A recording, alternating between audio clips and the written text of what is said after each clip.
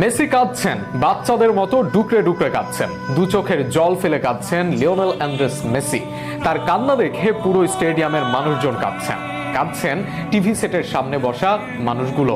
সবকিছু উজাড় করে দিয়ে, সবকিছু অর্জন করে ভক্তদের বুক ভরে সুখ দিয়েও কি এভাবে কাঁদা যায়? সর্বকালের সেরার চোখে এমন জল মানায় না।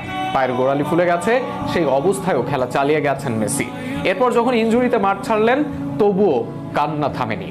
তার কান্না করা নিয়ে বিস্তারিত থাকছে প্রতিবেদনে। শিশুর মতন ফুপিয়ে কাঁদছেন মেসি। কেন কাঁদছেন লিও? এমনটা তো কথা ছিল না।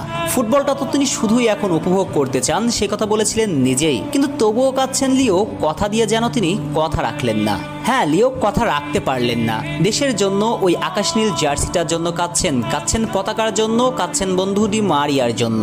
বন্ধুকে যে কথা দিয়েছেন ট্রফি দিয়েই শেষ বিদায় জানাবেন, কিন্তু সেই লড়াইয়ের ময়দান থেকে লিওকে চলে আসতে হচ্ছে, তাই তো অঝরে কাঁদছেন।